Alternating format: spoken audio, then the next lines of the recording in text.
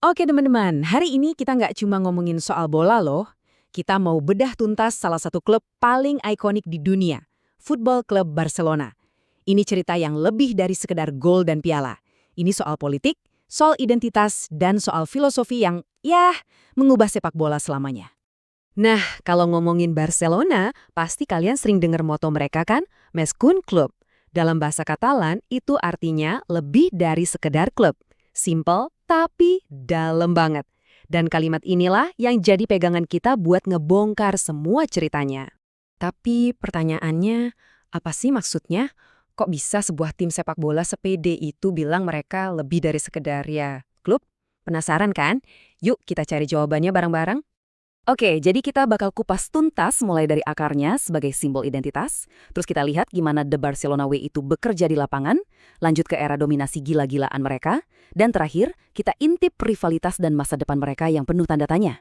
Siap? Langsung aja kita mulai. Oke, bagian pertama, simbol identitas.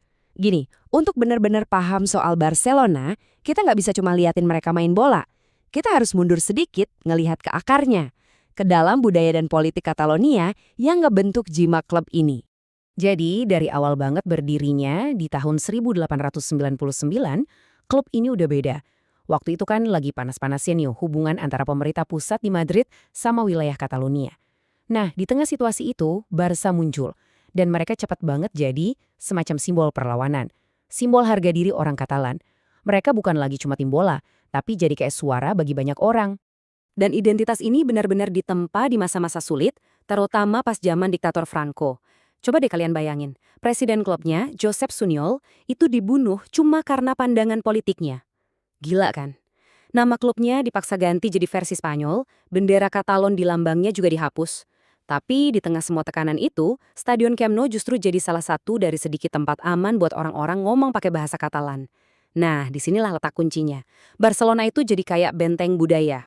Nah, yang menarik, jiwa pemberontak ini nggak cuma di luar lapangan loh, tapi juga kelihatan banget dari cara mereka main bola. Mereka punya filosofi sendiri, filosofi yang nantinya bakal mengubah dunia sepak bola. Pusat dari filosofi ini adalah sebuah tempat yang legendaris, La Masia. Artinya, rumah pertanian. Sejak tahun 1979, akademi ini bukan sekedar pabrik pemain, bukan, mereka itu menanamkan sebuah ideologi. Idenya gini, yang paling penting itu bukan otot atau kekuatan fisik, tapi otak, kecerdasan, penguasaan bola, dan umpan-umpan pendek yang bikin pusing lawan. Ini benar-benar sebuah revolusi. Dan otak dibalik semua ini, seorang visioner sejati, legenda Belanda, Johan Cruyff. Pas jadi manajer, dialah yang ngambil filosofi La Masia ini dan ngebangun skuad yang dijuluki The Dream Team. Cruyff ini yang seolah-olah nanemin DNA permainan Barcelona yang kita kenal sampai sekarang. Filosofi ini tuh nggak cuman enak dilihat, tapi juga efektif banget, mematikan malah. Dan di tahun 2010, seluruh dunia jadi saksi. Visi dari Cruyff dan didikan La Masia ini mencapai puncaknya. Sebuah momen yang jadi bukti kalau ideologi mereka udah menaklukkan dunia. Dan ini dia buktinya. Untuk pertama kalinya dalam sejarah, 3 finalis pemain terbaik dunia, Ballon d'Or, semuanya dari satu akademi yang sama. Gila nggak? Messi, Xavi, dan Iniesta. 3 bocah La Masia yang berdiri di puncak dunia. Ini nih, puncak pembuktian dari The Barcelona Way. Tapi penghargaan individu itu baru permulaan loh. Dari filosofi ini, lahirlah sebuah era dominasi yang mungkin nggak bakal pernah kita lihat lagi di sepak bola. Masuk tahun 2008. Muncul seorang murid dari Cruyff, lulusan La Masia juga. Namanya Pep Guardiola. Dia jadi manajer, dia nggak cuma ngelanjutin filosofi itu, dia nyempurnain jadi sesuatu yang kita kenal sebagai tiki-taka. Hasilnya langsung kelihatan, dan serem banget. Musim pertamanya, boom, langsung dapet treble. Pertama kalinya buat tim Spanyol. Dan di akhir tahun 2009, mereka sapu bersih 6 trofi. 6-6-nya. Cuma dalam 4 tahun, timnya Guardiola ini menangin 14 trofi. 14! Banyak banget orang yang setuju ini bukan cuma tim hebat. Ini mungkin tim terhebat sepanjang masa. Udah kayak mesin sepak bola yang sempurna. Dan ternyata pestanya belum selesai. Lanjut ke tahun 2015, sekarang dengan trio maut Messi, Suarez, dan Neymar atau MSN. Mereka ngulangin lagi, menang treble untuk kedua kalinya. Belum pernah ada klub Eropa lain yang bisa begitu. Rekor-rekor lain terus aja mereka pecahin. Tapi, ya, namanya juga cerita. Nggak selamanya indah. Kesuksesan setinggi langit itu seringkali datang bareng sisi gelapnya. Rivalitas makin menjadi-jadi, dan ada tantangan-tantangan baru yang mulai menggoyahkan fondasi identitas mereka. Dan kalau ngomongin rivalitas, nggak ada yang lebih panas dari El Clasico lawan Real Madrid. Ini tuh bukan cuma soal bola, sama sekali bukan. Ini udah kayak drama politik dan budaya Spanyol yang dipindahin ke lapangan. Di satu kubu ada Barcelona, simbolnya Catalonia. Di kubu lain, Real Madrid yang dianggap simbolnya pemerintah pusat.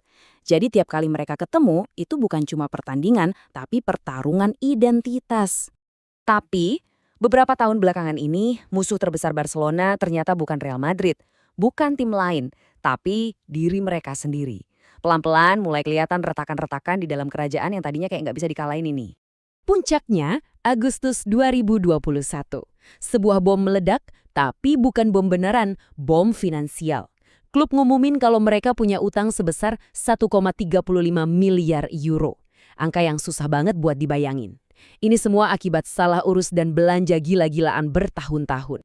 Dan krisis ini memakan korban yang paling bikin sakit hati para fans.